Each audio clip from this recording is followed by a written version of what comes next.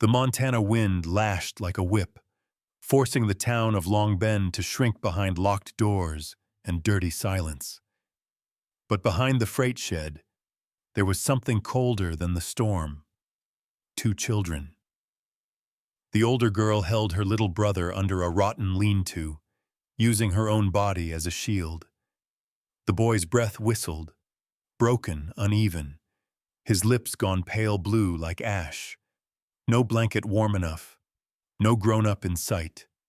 Just a child's eyes fixed on the saloon lights, as if she was waiting for something that wouldn't arrive in time. Cole Hart reined in. He didn't dismount right away. He just watched. Watched the girl press her hand to her brother's chest, trying to hold his breathing in place. Watched the tiny drag marks in the snow. And then he followed the direction she kept glancing, toward the saloon, where men's laughter leaked out into the blizzard. He caught a few scraps of talk spilling from the doorway, enough to understand. Their mother wasn't missing. She was being held back by something called paperwork and something called medicine. Cole could turn around, pretend he never saw them, keep his peace for one more winter. Or he could get down from that horse and walk straight into the place where the entire town would call him the enemy. Before we go back to last night, hit subscribe and stay with me to the very end. And comment the city you're watching from right now so I can see just how far this story travels across the map. Wyoming Territory, winter of 1886. The boy hit the ground first. 7-year-old Eli dropped in the snow behind the freight shed, knees buckling like the cold had snatched the bones right out of him. His breath sawed shallow, fogging the brittle air in weak little bursts. His sister, Mara, barely 11 and too small for the load she carried, dragged him behind a stack of split logs to break the wind. Snow bit into her fingers as she cupped his face. "Stay awake. Just stay," she whispered, though the wind stole most of it. Eli didn't answer. His lips were turning the color no child's should. Mara looked towards a town, the saloon lights still burning, men laughing over her mother's shame, and then to the empty road stretching north. God help them, she didn't know which direction was safer. She pulled Eli onto her lap, rubbing his arms hard, trying to work warmth back into limbs that weren't answering quick enough.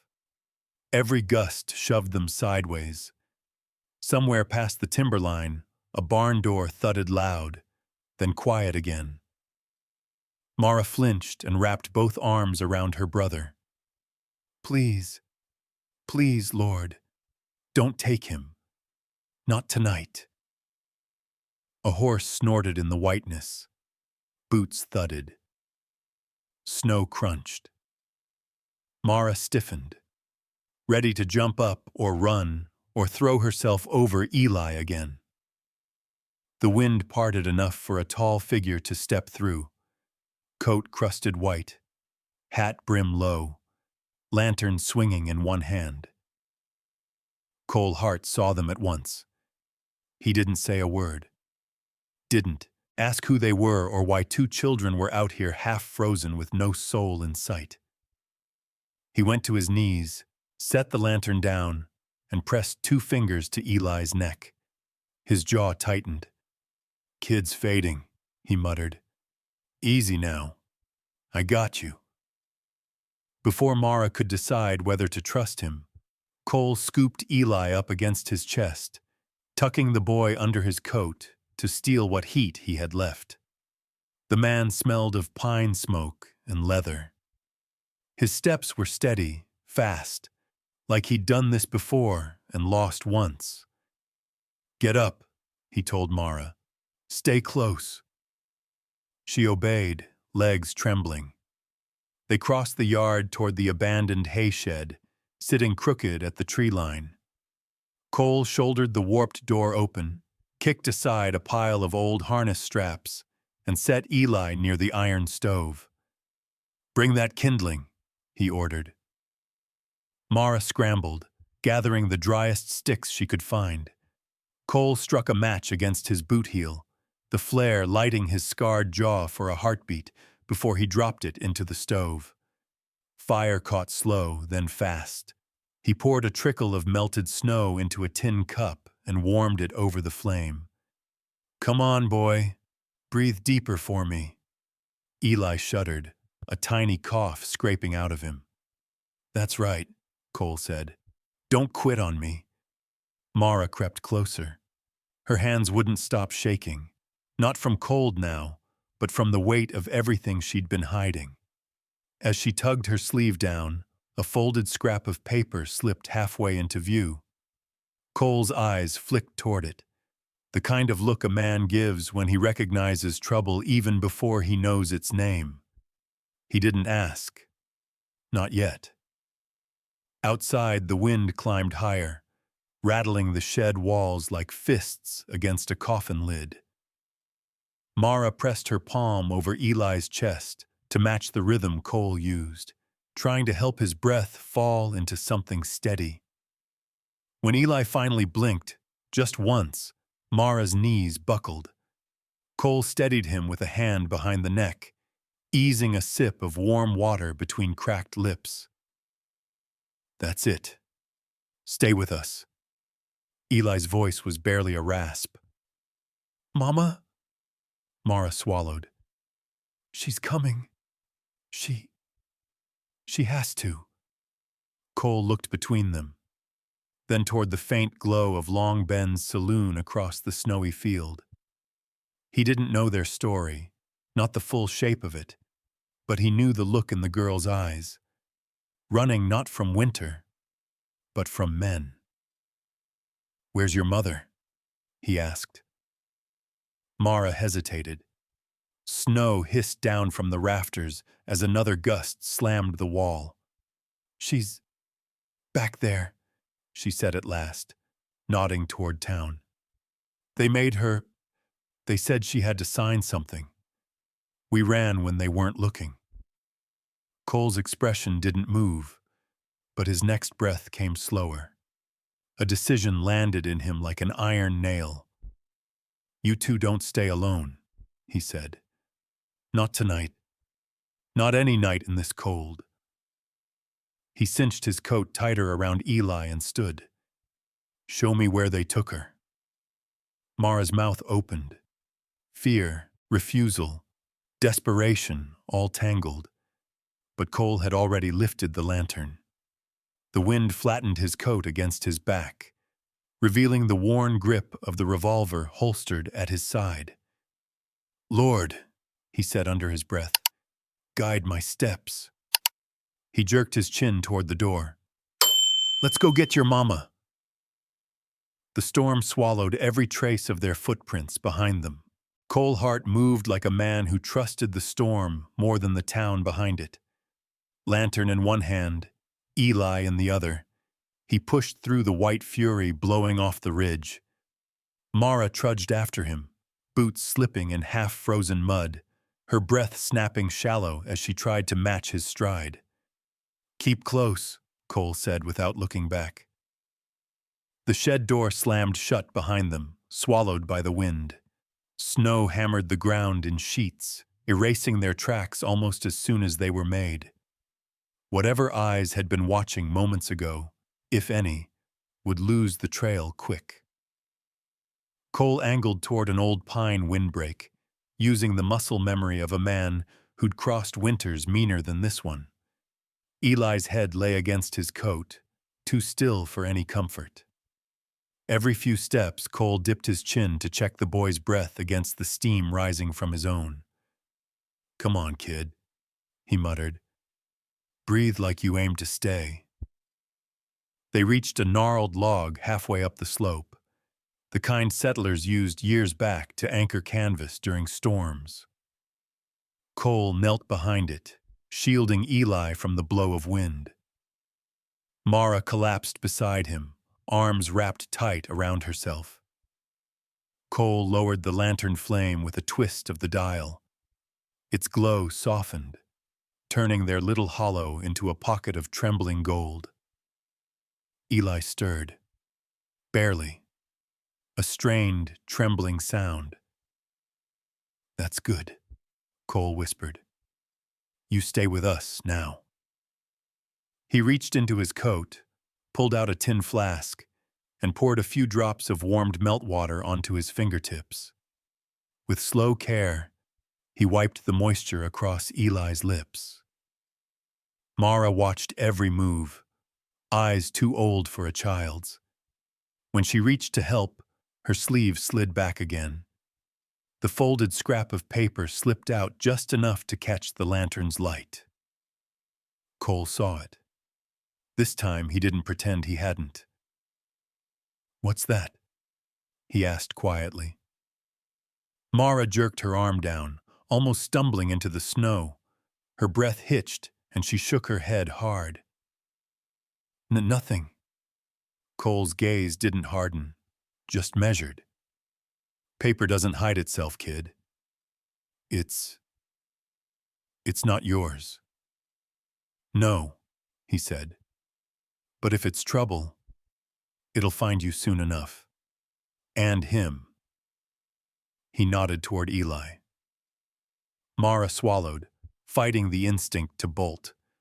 The wind slapped her hair across her eyes, and she wiped it away with a hand scraped raw from the night. "They took it from Mama. She dropped it. I kept it." Cole didn't push. Not yet. Kids speak truth in pieces, same as broken men. For now, breathing mattered more than paper. He checked Eli's pulse again, faint but present. The boy's chest rose sluggishly, like his lungs were arguing every inch of air. "We've got minutes before he dips again," Cole said. "Where's the nearest warm roof that ain't guarded by wolves in boots?" Mara pointed toward the ridge. There's a tool shed. Papa used to take us there to pick up timber scraps." "Is it locked?" "No."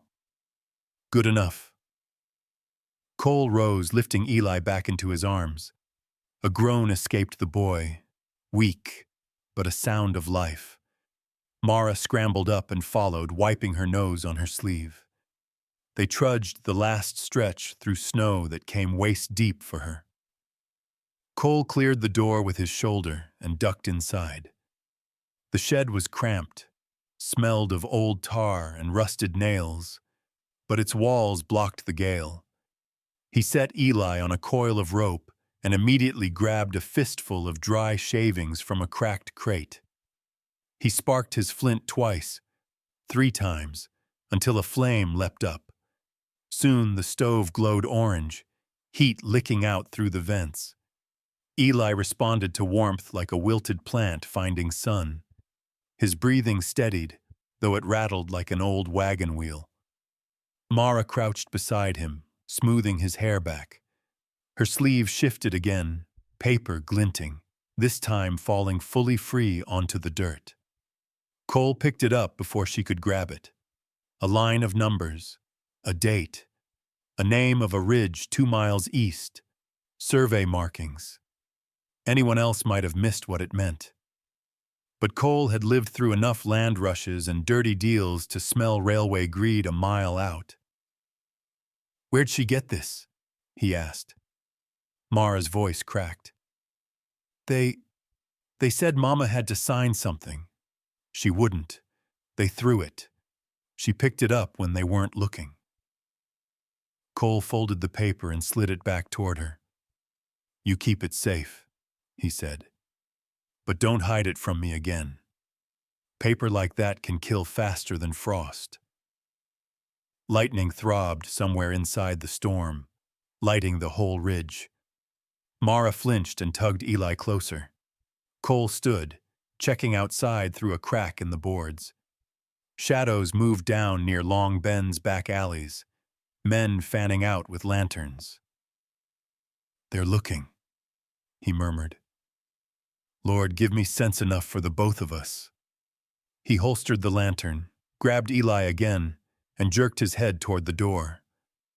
"We're not done yet," he said. "Show me where they've got your mama." The storm answered with a long, hollow wail, like something warning them they were already out of time. The back alley behind Long Ben's saloon was a cruel place on any night. On Christmas week, when men drank more, judged quicker, and remembered God less, it turned meaner than usual. Cole Hart stepped into it with the storm snapping at his coat and a sick child in his arms. "Stay behind me," he told Mara. She obeyed instantly, pressing close to his shadow as they crossed the snow-packed mud toward the freight door. Voices bled through the cracked boards, boastful, loud, dripping the kind of laughter men use when someone else is hurting. Cole set Eli down just long enough to draw his revolver. He didn't raise it, just let the steel rest easy in his hand like a quiet promise. With his free hand, he pushed the door open. The heat inside slapped him first. Then the stench of whiskey and wet wool. Then the sight of Clara Wynne. She was on her knees on the warped planks, hair matted by melting snow, cheek already swelling from a slap that hadn't happened long ago. Two men held her shoulders. A third stood over her with a ledger open and a pen poised. "Let's make this simple, ma'am," the man with the pen said. "You sign here. You get your medicine. You don't, well, you know how debt works." Clara spat blood at the floorboards. "I know how thieves work," she rasped. The room broke into jeers. Cole's jaw set, hard. "Let her up," he said. Every head turned. The man with the ledger, Gideon Voss, gave Cole the kind of smile lawyers practice in mirrors. "Evenin', Mr.?" he asked. Cole didn't answer. He holstered the revolver slow enough for every man in the room to see the choice he was making, then stepped between Clara and the ledger, blocking her completely. "I said," he repeated, "let her up." One of the men holding her tightened his grip. The other reached for something under his coat. Cole moved before either could finish the thought. 2 steps. 1 clean shove. A twist of the wrist. Both men were on the floor, gasping. The second one staring at his own disarmed pistol as if it had betrayed him. The room froze. Voss blinked, adjusting his neat little spectacles. "There's no need for violence. Mrs. Wynne owes—" "You don't talk to her while she's on the ground," Cole said. It wasn't loud, but it carried.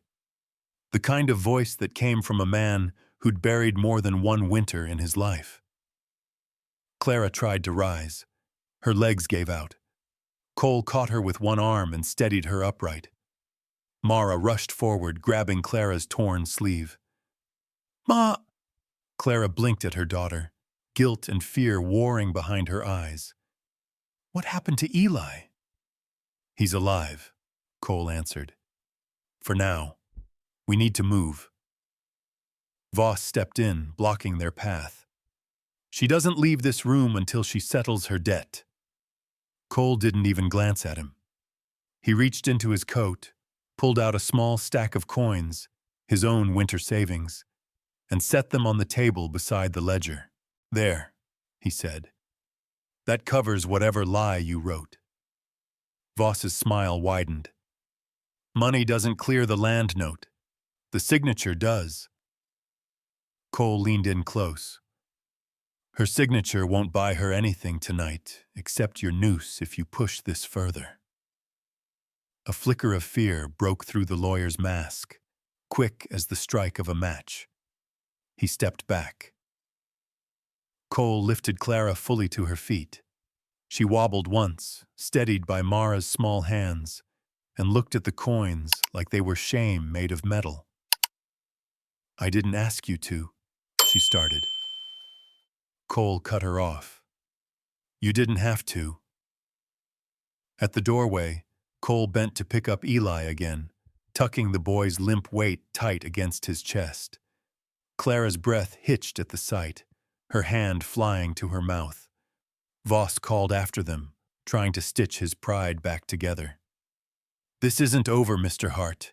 You can't just walk out with—" Cole stopped in the doorway, the wind tearing through his coat like claws. He didn't look back. "Watch me."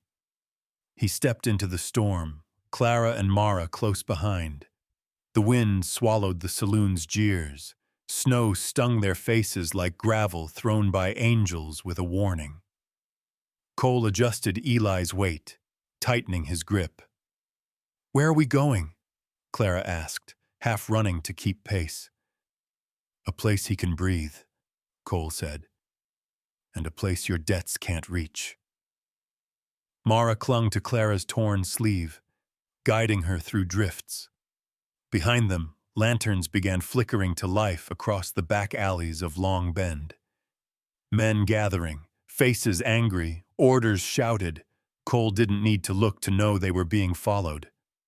"Lord," he whispered, "clear our path." The storm rose in answer, loud, merciless, burying their tracks almost as quickly as the men tried to find them. The storm didn't ease. It dug in, harder, louder, like the whole ridge had decided to bury Long Bend and anyone foolish enough to still be walking in it. Cole Hart pushed forward anyway. Eli lay limp in his arms, fever burning so hot it felt wrong under the weight of this cold. Mara kept one fist wrapped in Clara's torn sleeve as they stumbled across the frozen yard behind the saloon. "Stay tight," Cole said. Wind tore the words apart, but they heard the command by the way he moved. Steady, fast, no room for questions. They passed the last hitching post and reached the edge of the tree line. Snow slapped sideways at them, cutting visibility to a few yards. Cole shifted Eli higher against his chest, checked the boy's breath, and kept going. Clara looked back once toward the town lights, the only warmth in miles. "I need to get our things," she said, half turning. "Eli's coat, his blanket, our papers." "No," Cole snapped. "We turn back. We don't make it." "But we move." His voice wasn't cruel, just carved out of truth. In weather like this, sentiment got people killed. Clara shut her mouth, gripping Mara's hand tighter. They followed a narrow line of pines that blocked just enough wind to keep from freezing outright. Snow rose to Mara's knees. Twice she stumbled, and both times Clara pulled her up before Cole had to slow. Eli's breathing changed, shallower, quicker, like each breath was a bad bargain he was being forced to take. Cole stopped beneath a bent cedar, crouched low so his coat shielded Eli. Steam rose from the boy's skin. "Fever's climbing," Cole said. "He needs real medicine soon." Clara fumbled at her coat pocket. "I have the bottle they gave me." Cole took it, twisted the cork, sniffed once. His jaw clenched. "This isn't medicine." Clara froze. "What do you mean?" "It's water and a bit of turpentine, maybe camphor. A lie in a bottle. They meant to buy time, not save him." Clara's breath hitched. The wind swallowed the sound.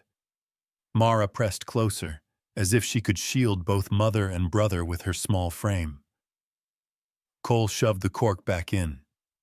"We get him to shelter now. At first light, I ride to Rowan for the real thing." "But they'll be watching the roads," Clara said. "They'll watch the wrong ones." He stood, tightening Eli's weight against him. The boy shivered once, a small, fragile tremor, and then went too still again. "Lord, keep him," Clara whispered, almost choking on the words. Cole began moving faster. They broke from the cedar grove and cut along a rocky rise, keeping low. Cole chose the path with the certainty of a man who'd memorized the land by necessity, not maps. He guided them toward a dip in the ridge where an old tool shed sat half hidden by snowdrifts. Mara nearly slipped on the last stretch, her foot hitting ice. Cole reached out with one arm, catching her without dropping Eli. "Eyes forward," he said. "Storm's getting teeth." She nodded, trembling. They reached the shed, a small wooden box with a sagging door and rusted hinges. No comfort in sight, but walls were walls. Cole shouldered it open. The darkness inside was thick as a cave, but the air was still compared to the slicing wind outside. "Go," he ordered. Clara ushered Mara inside first.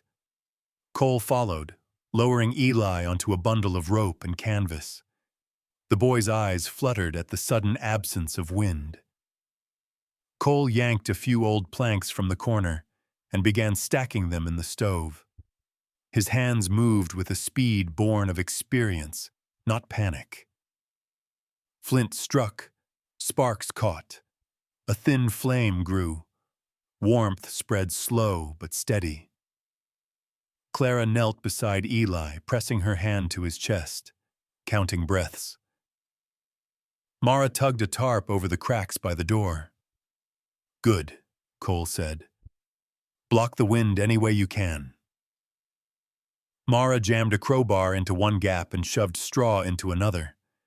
Outside, the storm roared like something alive. Inside, the fire popped, the only heartbeat of the shed. Clara brushed Eli's hair back. "Thank you, Lord. Just keep him a little longer." Cole stood near the door, watching the swirling whiteness through a knothole. Lanterns glowed faintly in the distance, moving. Too many. Too organized. "They're coming," he said. Clara looked up sharply. "For us?" "For her." Cole nodded toward Mara. "And for whatever she's carrying." Mara clutched her sleeve where the folded paper hid, shoulders tensing. Cole didn't push further. Not in front of Eli. Not yet. He took one long breath, letting the cold slice his lungs, then shut the door against the storm. "Get ready," he said quietly. "We move again at first light." The wind slammed against the shed in reply, a warning wrapped in ice. Cole Hart didn't speak again until the cabin came into sight. A dark wedge at the base of the ridge, half swallowed by drifting snow. Smoke hadn't risen from its chimney in 2 days. Cole had been out cutting lumber before the storm hit and hadn't planned on company, let alone 3 souls running for their lives. "Inside," he said. The door stuck from ice, but one hard shove sent it swinging. Warmth didn't greet them. Only darkness, stale air, and the lingering scent of pine tar. Cole crossed the room in 3 strides and lowered Eli onto a straw mattress near the cold stove. "Get that coat off him," he told Clara. She obeyed, fingers clumsy from cold and fear. Mara helped, tugging gently at Eli's sleeves while watching her brother's chest rise too shallow, too uneven. Cole snatched a bundle of kindling from a corner box, stuffed it beneath the stove's iron grate, and sparked his flint. The first flame caught slow. The second leapt brighter. Within moments, orange light began pushing back the shadows. "Bring that water bucket," he said. Mara rushed to it, sloshing half on the floor in her haste. Cole poured a bit into a tin pan and set it near the stove to warm. Steam began to curl upward. "Help me lift him," he said. Clara slid her arms under Eli's shoulders. Cole raised the boy's head, supporting it with his palm. and held him close enough to feel each minute tremor rattling through the child's frame. Eli coughed then, a brittle, tearing sound that made Clara's whole body stiffen. "There," Cole murmured. "Get it out, kid. Don't let it sit." He dipped a cloth into the warm water, wrung it out, and pressed it against Eli's chest. The boy's breathing hitched, weak, but at least responsive. Mara knelt at Cole's side, eyes fixed on every move he made, like she thought the wrong motion might make Eli slip away again. "Keep your hand here," Cole told her, guiding her palm to Eli's ribs.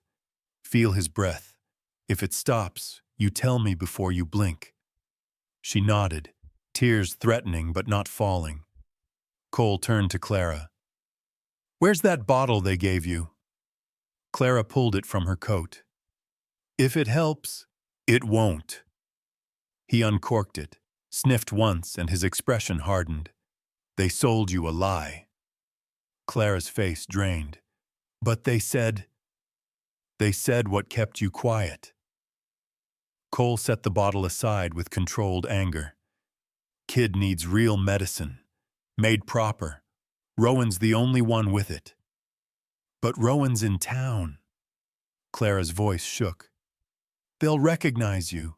They'll—" "I know." He didn't flinch from it, didn't soften it. Eli's breathing rasped again. A child in the next room, a twisted ankle, a bad storm, all that a man could gamble with. But fever? Fever didn't bargain. Cole rose, checked the door latch, and shoved a heavy beam across it. The storm howled outside. No friend, but better company than the men hunting them. "Get him warm enough to hold steady till morning," Cole said. "Then I ride."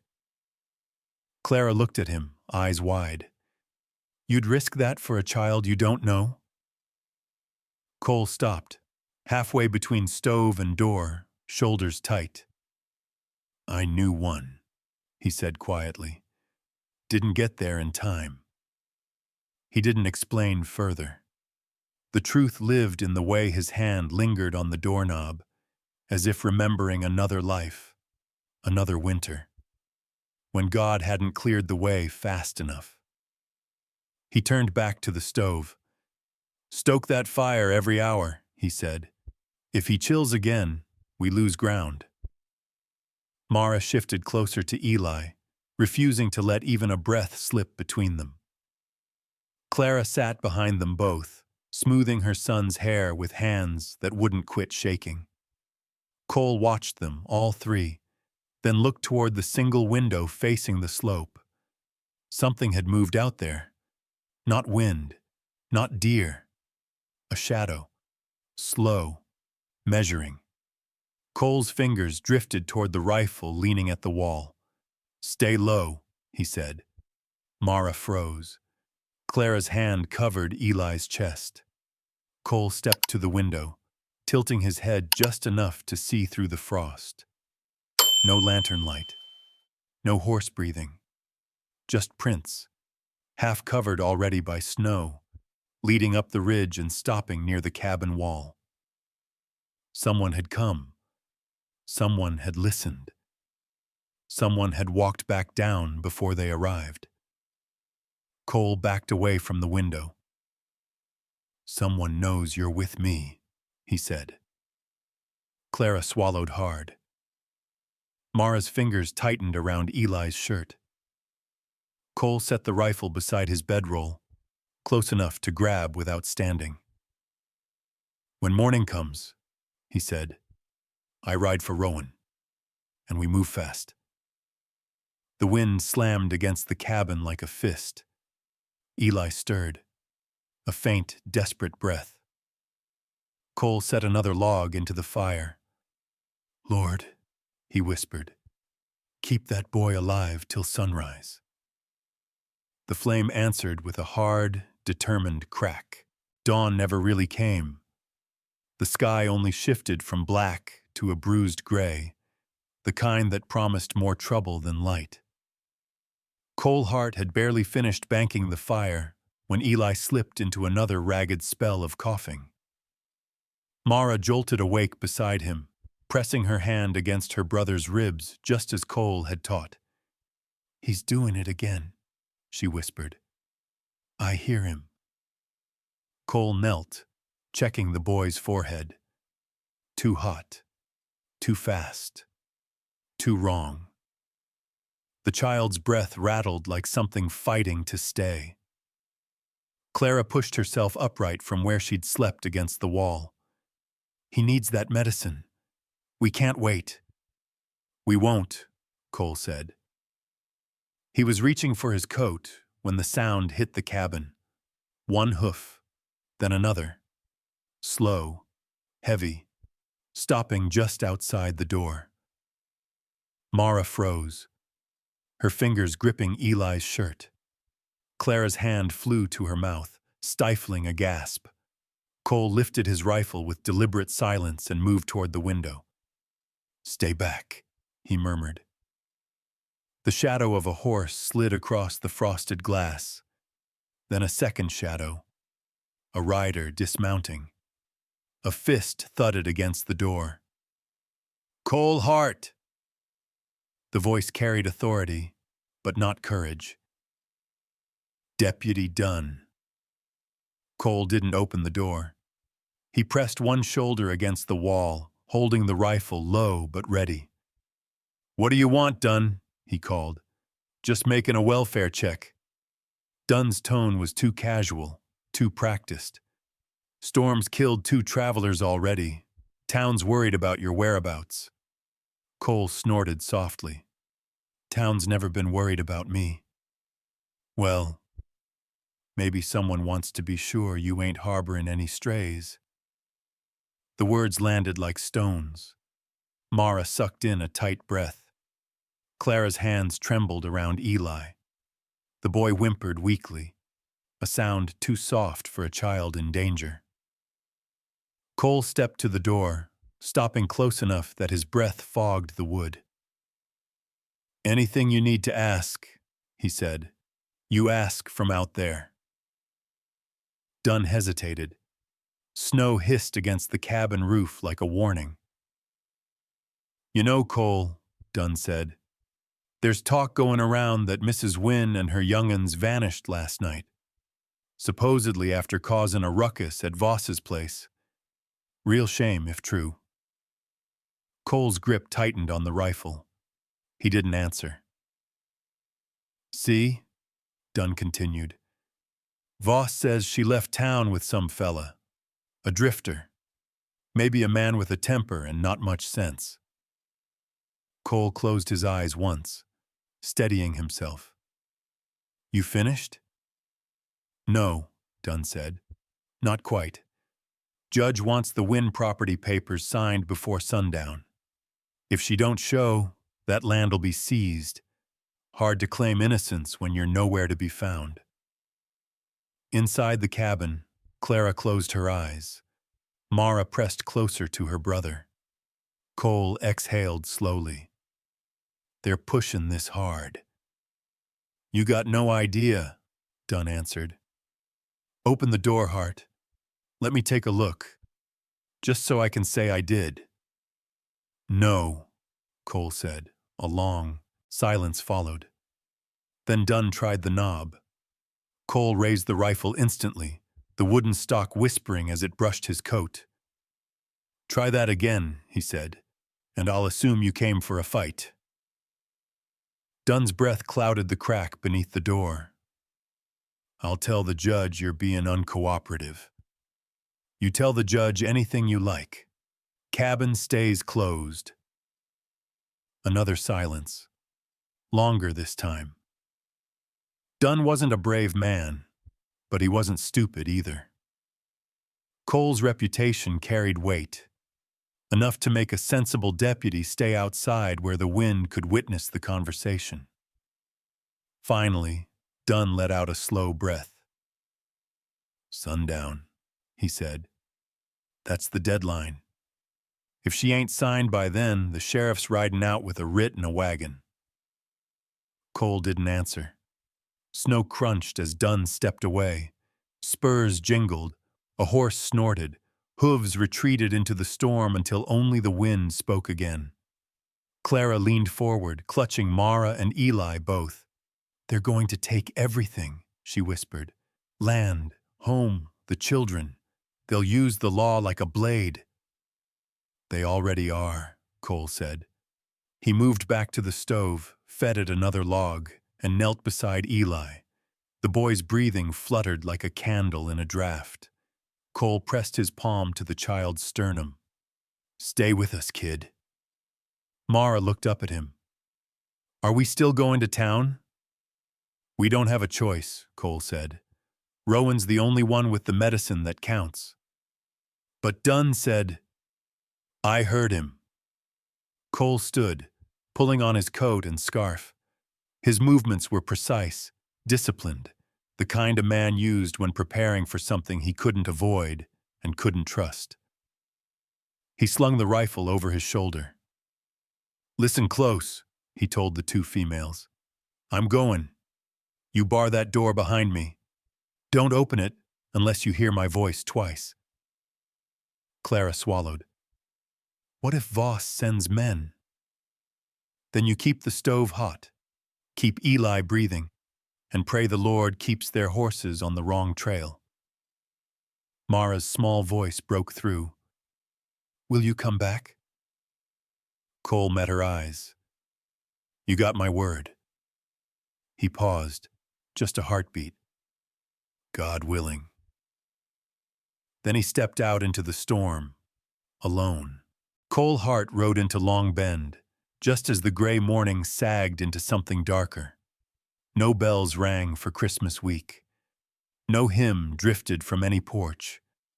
The storm had snuffed out every soft thing except breath, and even that was short on supply.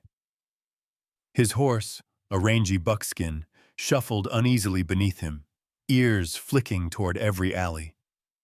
Cole kept one hand near the reins, the other resting close enough to his holster to make a preacher sweat. He didn't plan on shooting anybody, but he'd lived long enough to know plans didn't matter as much as timing. He dismounted behind the doctor's office, choosing the back door instead of the main. Fresh prints dotted the snow. 2 sets, both from boots with matching treads. Watchmen, paid men. Cole knocked once, low. The door cracked open, and Dr. Rowan's pale face appeared. "Good Lord, Hart," Rowan hissed. "Are you trying to get me killed? They've been watching the front all morning." "They watched the wrong door," Cole said. "Let me in." Rowan stepped back. Cole entered, boots thudding on the worn floorboards. The air smelled of alcohol, burned herbs, and something sharper. Fear. Rowan locked the door. "You shouldn't be here." "I need medicine," Cole said. "Proper, strong, for a child with fever and lung trouble." Rowan's shoulders slumped. "Mrs. Wynn's boy?" "Yes." Rowan wiped his brow with a shaking hand. "Voss told me she'd run. Said she attacked him. Said her debts were—" "Don't repeat lies you don't believe," Cole said. "You got the medicine or not?"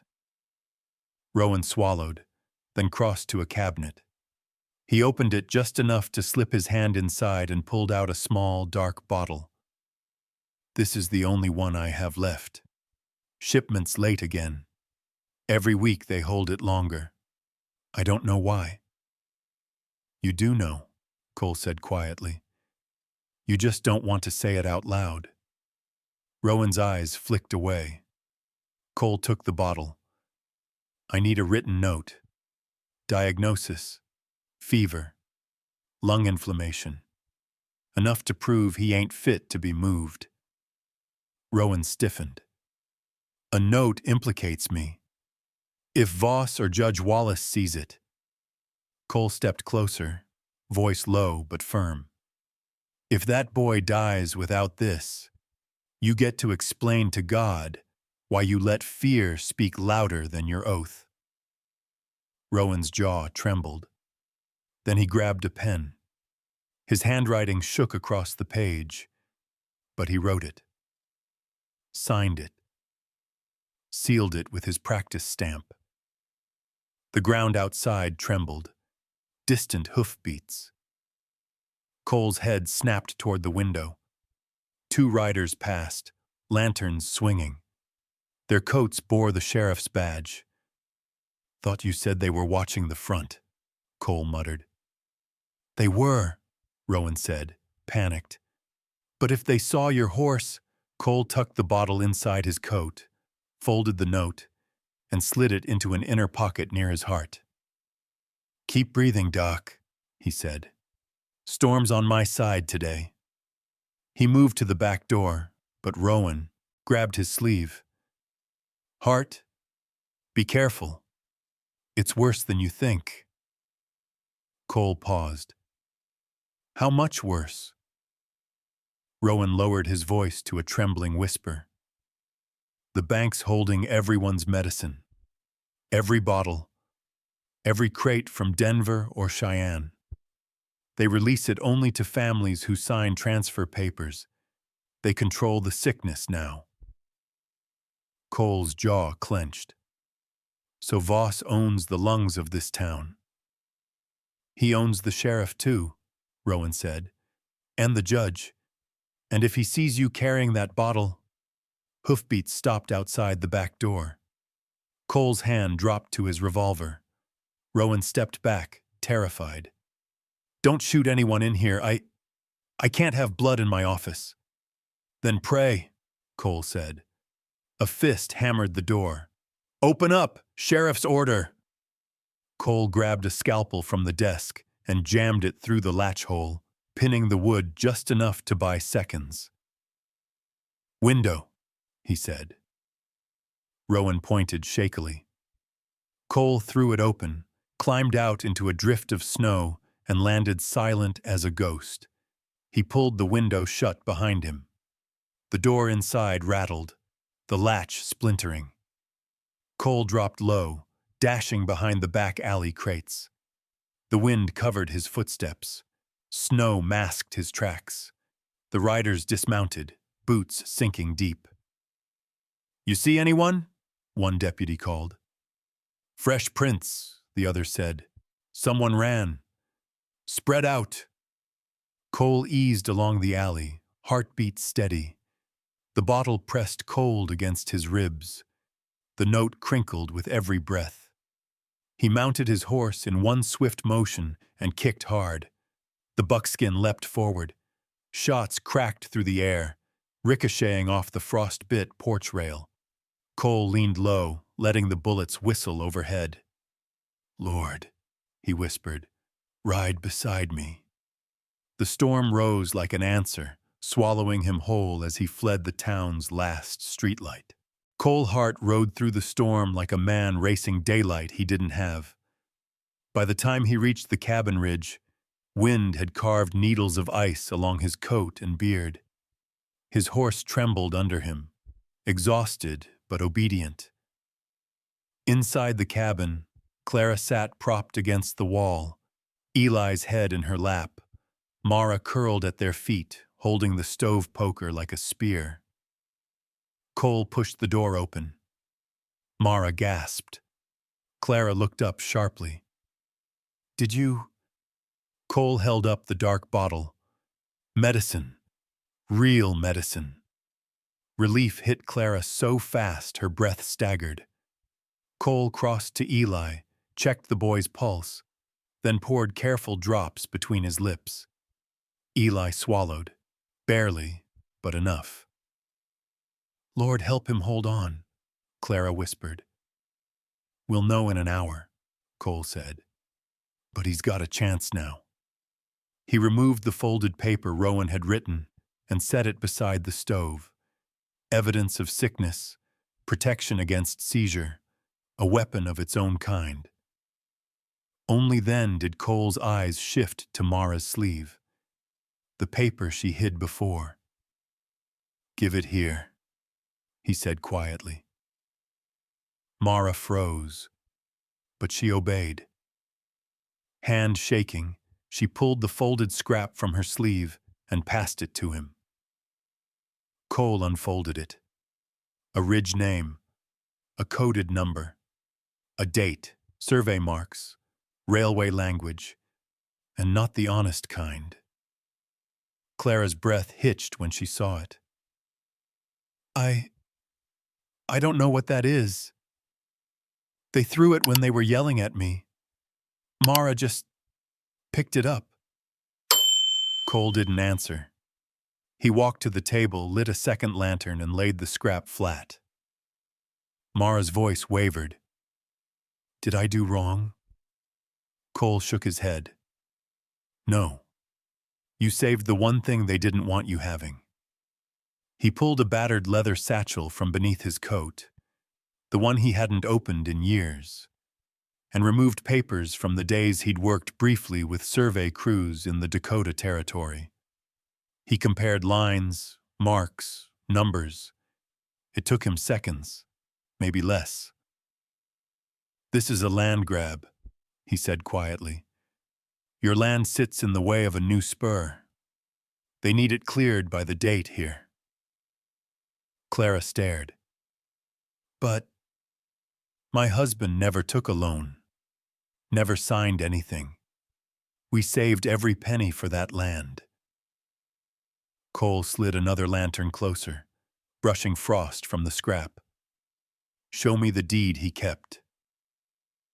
Clara dug through her bag, hands shaking, and passed him a creased folder.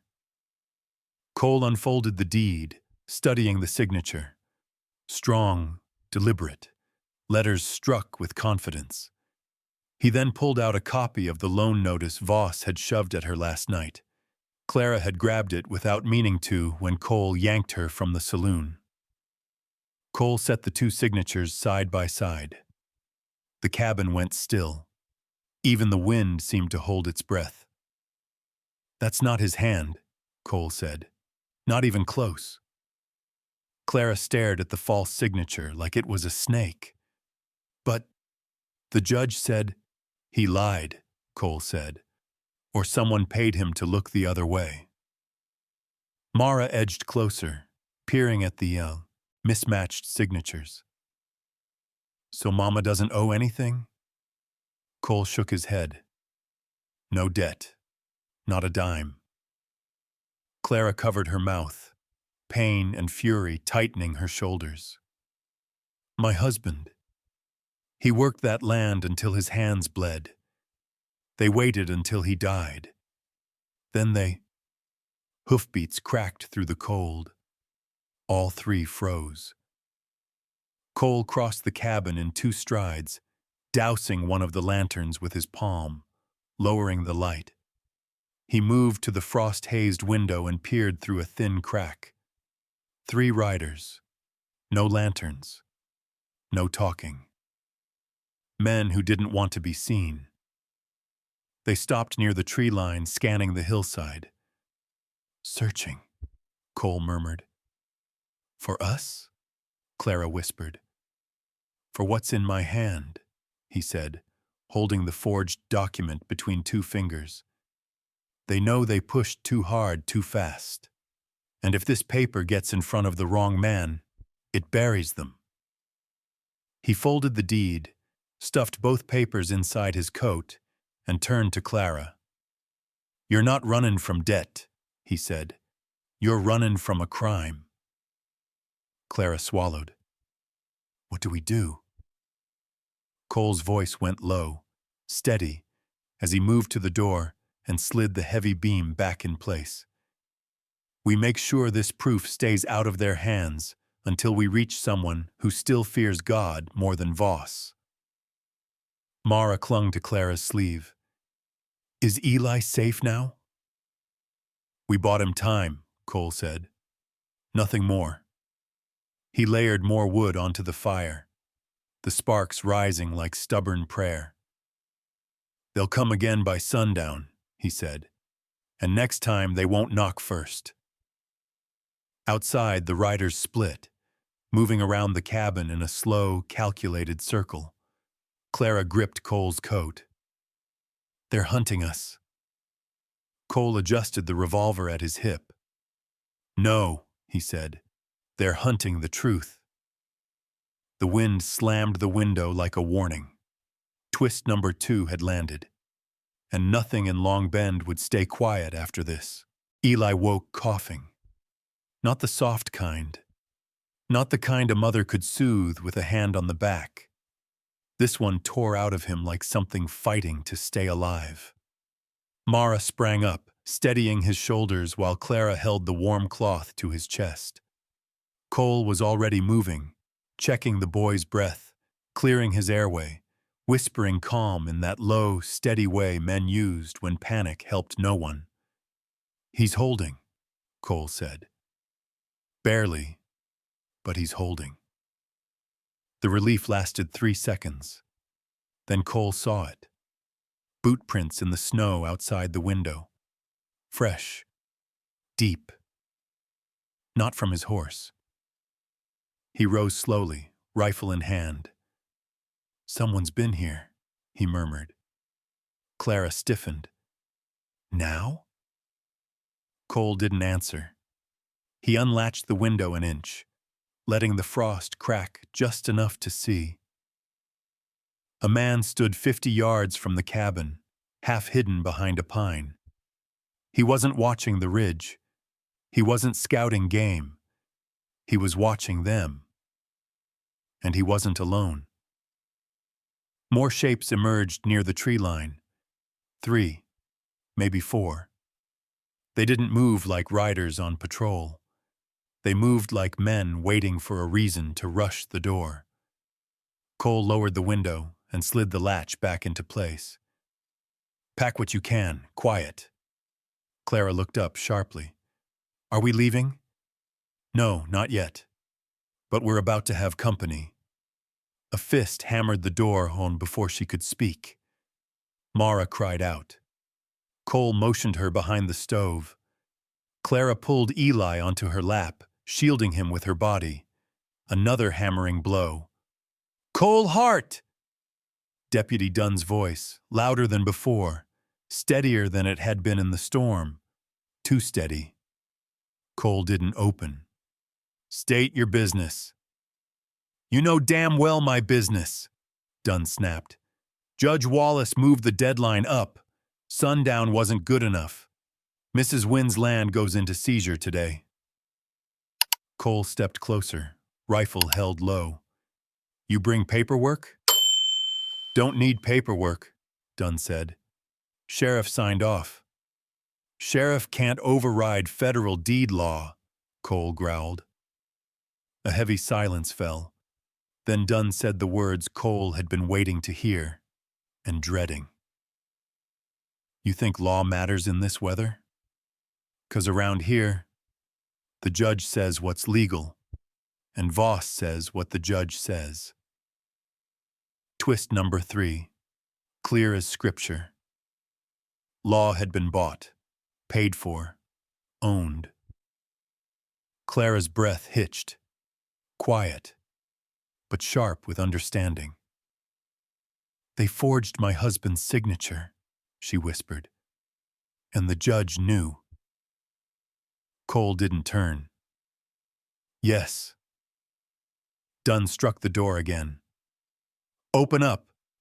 We're coming in to collect the property and escort Mrs. Wynn and the children to town. They'll be safe there if they cooperate." Safe. The ugliest lie in the West. Cole tightened his grip on the rifle. "You're not taking them." "You gonna stand against the badge?" Dunn demanded. "I'll stand between you and these children," Cole said. "Badge or not." Dunn paused. Bootsteps shifted outside. Men adjusting stance, hands touching gun belts. "Last chance," Dunn said. "Open this door." Cole stepped back, breathed once, slow. "If you force that door, I'll count that as intent." Mara was trembling behind the stove. Clara held Eli so tight he whimpered. Outside, another voice carried through the storm. "Done!" a man barked. Quit wasting time, kick the damn door. Voss's man. Cole's jaw set like stone. This ends now, Dunn said. 3, 2, wait, Cole barked. He reached for the folded paper Rowan had written. I've got medical documentation. Kid's in no condition to travel. You take him out of here, he dies. Silence. Finally, Dunn said, slide it under. Cole did. It scraped across the floorboards and stopped at the threshold. Bootsteps, paper rustling, a low muttering. Then Dunn spoke again. His voice changed. Cooler, more dangerous. This ain't enough. Judge says wins land defaults whether the boy's sick or not. Illness don't stop foreclosure. Cole stared at the door. It does under federal code, he said. Federal ain't riding up this mountain, Dunn answered. Cole exhaled, slow and final. All right, he said. Then we're done talking. Dunn's next words were sharp as a blade. Kick it. The door shuddered under the weight of boots slamming against it. Clara gasped. Mara cried out. Eli coughed weakly, fighting for air. But the beam Cole had set across the door held strong, for now. Cole lifted his rifle and chambered around. We can't stay, Cole said. They'll break through. Clara clutched Eli. Where will we go? Somewhere the law ain't bought, Cole said. But first, we need proof no one can burn. He slid the forged loan paper and the original deed into Rowan's diagnosis note, tucking the truth between lies and medicine. We ride tonight, Cole said. After dark. Another slam. Another crack in the doorframe.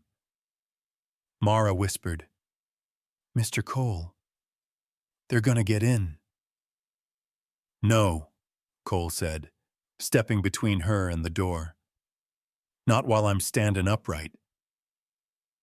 The wind howled like an amen. Night came early. Not the gentle kind. This was the sort of darkness that swallowed intention and left only consequence behind. Cole Hart waited until Dunn's men stopped pounding on the door and retreated down the ridge.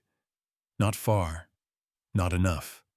They'd camp nearby, ready to storm the cabin at dawn, which meant Cole had one window, one mistake allowed, maybe none. He cinched his coat, checked the satchel strapped tight across his back, and knelt by the stove. Mara, he said quietly, show me what I taught you. She nodded, trembling but determined.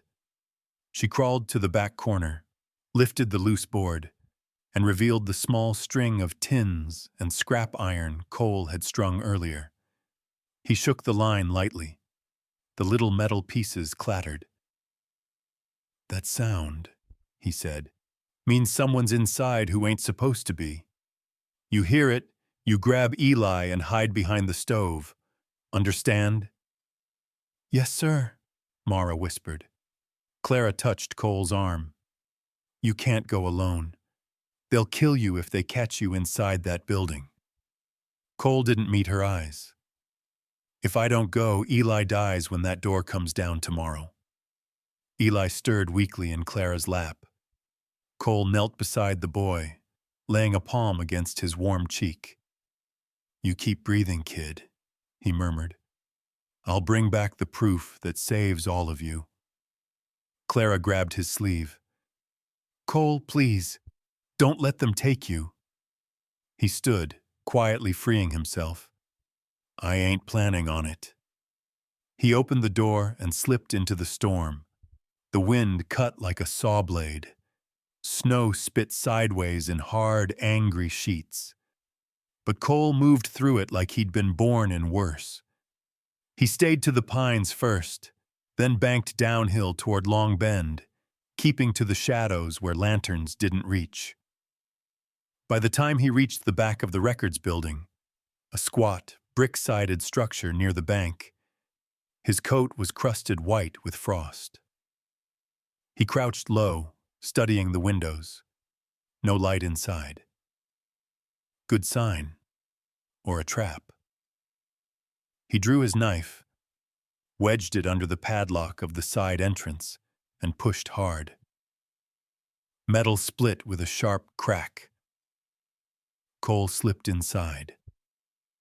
The air was warmer than outside, but colder than honesty.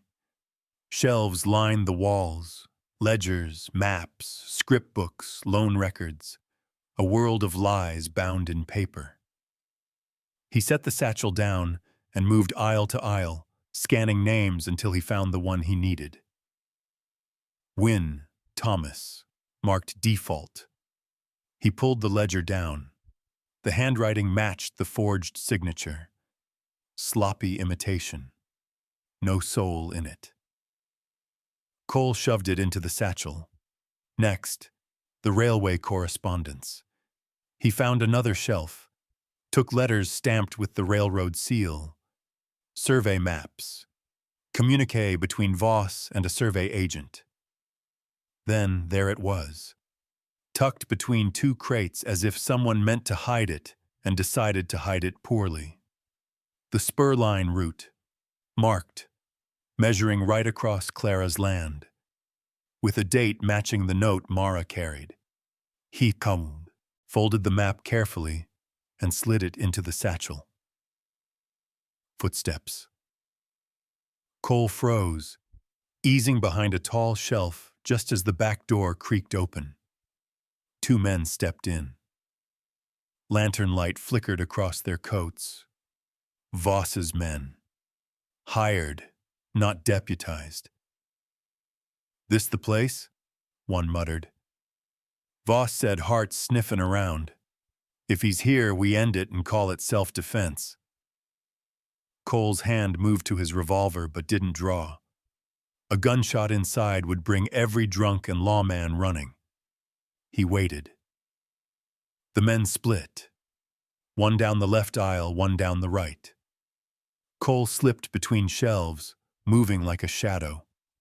When the first man passed, Cole struck quick, a hard blow to the throat with the butt of his revolver. Not to kill, just to drop. The man fell with a muffled wheeze. The second spun, lantern jerking.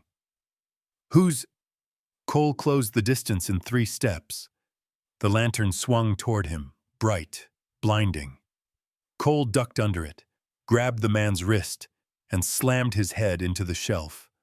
Wood cracked. The lantern clattered to the floor, flame hissing out in melting snow on Cole's coat. The man collapsed. Cole knelt, breathing hard but steady. Then he felt it. Wet warmth trickling down the side of his face. He touched it. Blood. His. One of the men must have clipped him with a ring or buckle. A small cut, but deep. Enough to blur his vision for a second. He shook it off. "Move," he told himself. He gathered the fallen lantern, wiped his blood from the floorboards with a stray cloth, and checked the men's pulses. Alive. Good. He didn't want another death tied to this. He slung the satchel over his shoulder and slipped back out the door, merging again with the storm. Snow swallowed his tracks within minutes. The cabin lights came into view like 3 stubborn stars refusing to die. Cole reached the door and tapped twice. His signal. Mara unbarred it immediately. He stepped inside, dripping snow, blood on his eyebrow, satchel heavy with truth. Clara gasped. "You're hurt!" "Not enough to matter," Cole said.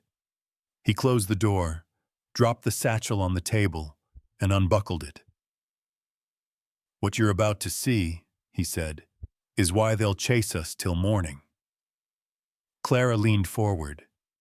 Mara crept close, eyes wide. Cole unfolded the map, the letters, the ledger. "This," he said, "is everything they meant to bury." A knock would have been kinder, but the storm only howled. Cole Hart didn't sleep. He didn't sit, didn't loosen his coat or lay down his gun. He watched the storm thin, watched the sky move from black to the color of old iron. That meant dawn was close. That meant whatever mercy the night offered was done. Clara slept sitting up, Eli's head on her lap. His breathing had steadied, still thin, still rattling, but steadier than the night before. Mara lay curled at her mother's feet, with the string of tin can alarms wrapped around her wrist like a bracelet of courage. Cole checked the window again. The ridge was silent. But silence in a bought-up town wasn't peace. It was staging. He turned back to the table. The satchel lay open, maps and forged signatures spread like wounds. Every piece of paper said the same thing. They were never after Clara's debt. They were after her land. Cole folded the papers tight and tied the satchel shut. Clara lifted her head at the sound. "Are we going now?" "We're moving before the men down there wake up enough to reload." Cole nodded toward the door. "Long Bend won't let us walk through its streets.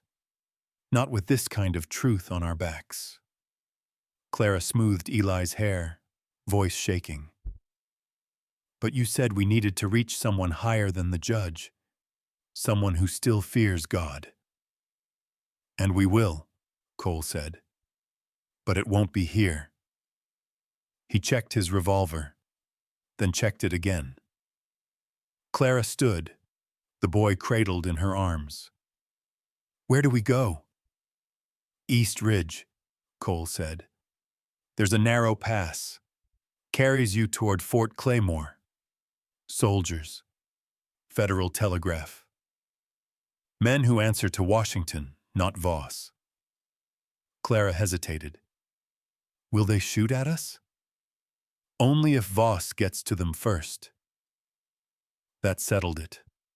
Cole gathered blankets, wrapped Eli tight, and slung the boy onto his chest in a makeshift carrier, high enough to keep him warm, close enough that Cole could feel every breath. "Stay behind me," he told Clara. "Mara between us." Clara and Mara nodded. Cole opened the door. The morning wind bit with a colder edge, cleaner now, but sharper. Tracks from Dunn's men remained below the ridge.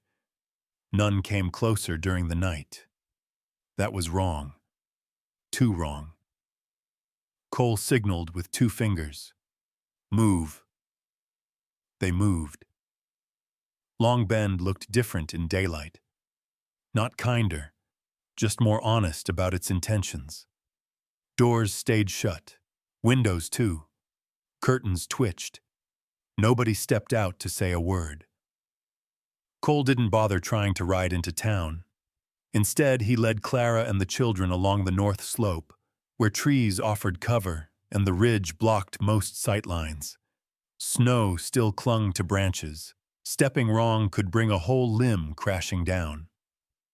They walked fast, faster than a woman carrying 2 children should have been able to.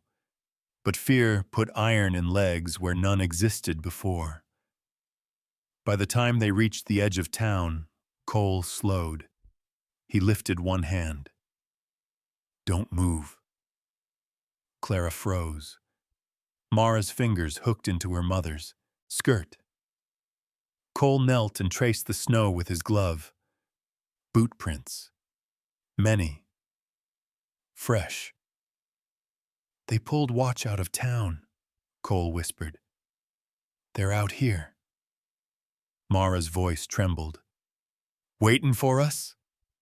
"Waitin' for the satchel," Cole said. He stood. "We cut right. Follow the creek bed." They moved down the slope. Snow softened their steps, but not enough. A branch snapped uphill. Cole shoved Clara behind a boulder and pushed Mara down low. "Stay," he whispered. He stepped forward, rifle raised. A bullet cracked the rock near his shoulder. Clara ducked. Mara screamed, then clamped her own hand over her mouth. Cole didn't blink. He fired once into the slope to force the shooter's head down, then dragged Clara and the children deeper along the creek bed. Shouts rose behind them. "He's headed to the East Ridge! Cut him off!" Cole moved faster, but the storm had softened the ground, slowed him more than he liked. Clara kept pace, but barely. Mara tripped once, twice, and kept getting up. "Cole!" Clara gasped. "Eli! He's shaking!" Cole checked the boy's face. Fever again. Lips pale. "We keep moving," Cole said. "Medicine's holding, but not strong enough. Fort Claymore's our only chance." A shot ricocheted off a branch overhead. "Down!" Cole shoved them flat. Snow blasted over them. Then a voice rang from the ridge. "Cole Hart!" Deputy Dunn. But the voice wasn't the same as yesterday. It was sharper, coiled, desperate. "You're wanted for abduction, destruction of county records, and attempted murder of 2 officers last night." Cole muttered. "They rewrote the whole night." Dunn's voice carried again. "Drop your weapon. Send the Wind children forward." Clara's breath stopped. "Send them," Cole whispered. "He wants Eli as leverage." Mara choked a sob. Cole pulled both children tighter behind him. "Over my dead body." Dunn shouted, "You got one chance. Give up the kids and that satchel." Clara's knees buckled. "He knows about the papers." "They all do," Cole said. "We made too much noise last night." Then he glanced at the sky. Clouds parting, sun glinting off East Rock, and there, between 2 ridges, a narrow cut in the mountain. Cole knew it, and Dunn didn't. "That's our way out," Cole said. "But once we take it, we're exposed." Clara nodded, breathing fast. "Do what you must." Cole looked at Mara. "Can you run?" She swallowed hard. "If Eli needs it." "Yes." "Good girl." He waited for the wind to rise, just enough to cover their first sprint, then hissed, "Go!" They bolted. Snow flew behind their boots. The ridge cut narrowed into a steep funnel of rock. Mara kept pace by gripping Clara's coat, her small legs pumping hard. Behind them, the men shouted and gave chase.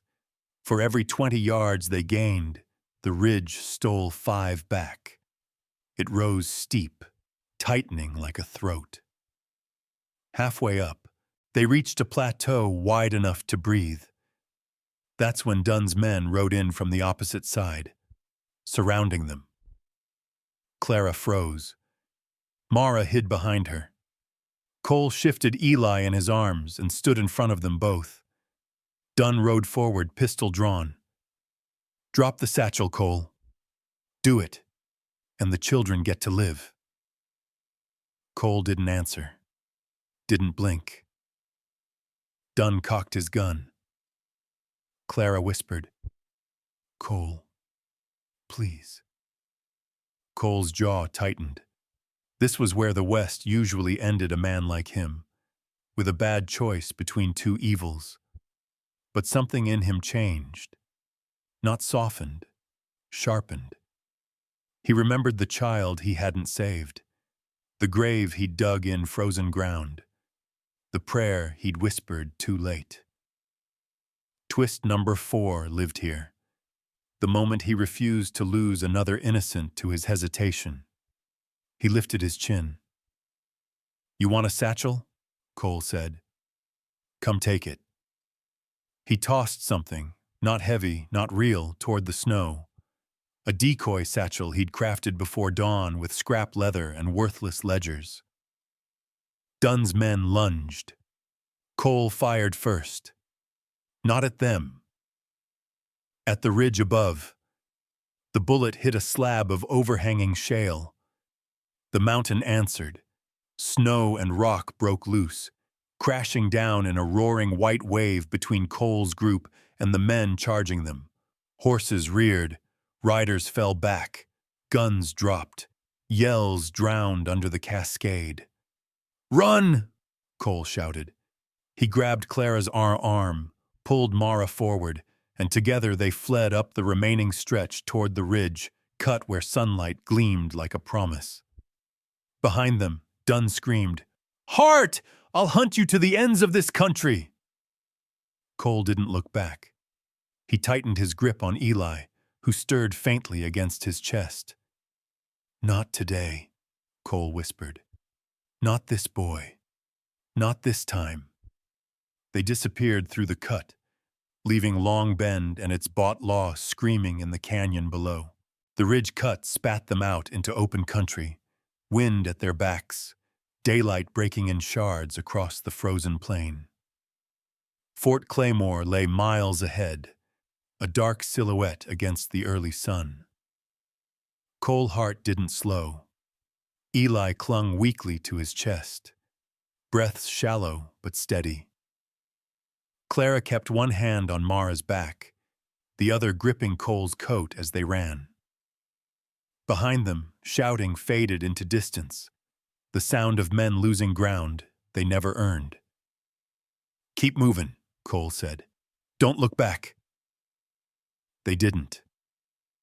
By the time the fort's outer fence appeared through the glare, Clara staggered with exhaustion. Mara nearly collapsed but pushed on. Cole shifted Eli higher, forcing the boy's head against his shoulder to block the cold. 2 soldiers spotted them first. "Riders on foot!" one shouted. Not hostile, just surprised. They leveled rifles only until they saw the child in Cole's arms. "We need the commander," Cole said, breathless but solid. "Now!" The soldiers exchanged looks. One ran inside. Moments later, the gate swung open.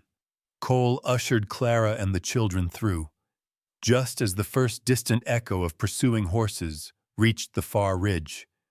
Too far to shoot, too late to matter. Inside, warmth and order replaced the chaos of the wild. Cole laid Eli on a medic's cot, letting the fort doctor take over with steady, practiced hands. Clara hovered close, whispering prayer after prayer. Mara held Eli's fingers tight, refusing to let go. Cole stepped back, wiping blood from his brow, watching every breath the boy fought for. A shadow fell beside him. The fort commander. "You Hart?" the officer asked. Cole nodded. "We got a telegraph 2 days ago," the commander said.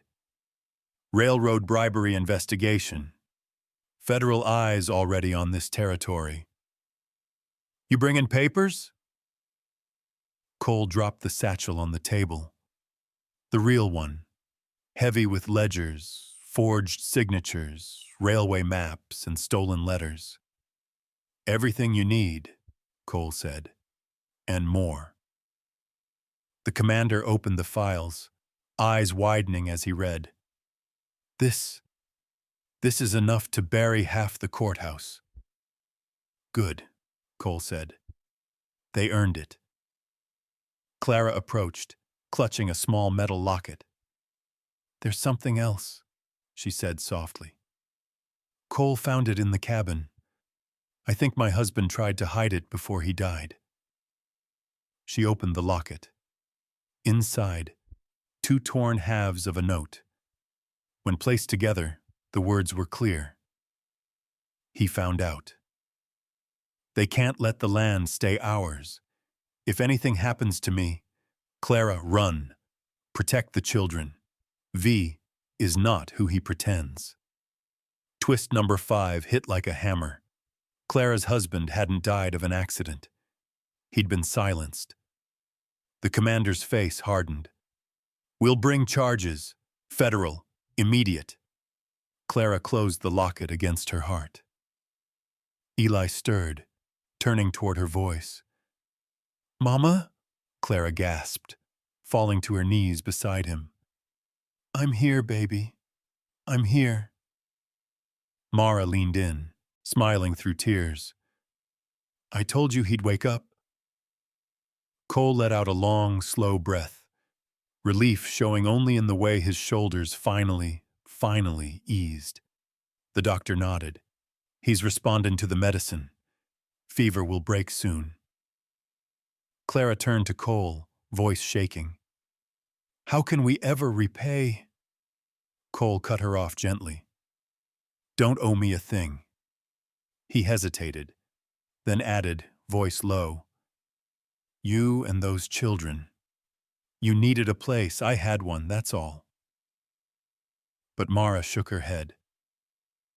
"No, Mr. Cole. You saved us because you care." Cole didn't answer. He didn't have to. The truth lived in the quiet. Later, after statements were taken and guards posted at the gate, Cole walked outside the fort walls. Snow gleamed across the plain like a clean slate. Clara stepped beside him, Eli in her arms, Mara holding her skirt. "What happens now?" Clara asked. Cole looked at the fort behind them, then at the children. "Now," he said, "you get your things." He touched the brim of his hat, voice rough from miles, storms, and the weight of a choice he finally made right. "Get your things. You're coming home." The wind carried the words gentle across the ridge, and for the first time in a long while the west felt wide enough to start over.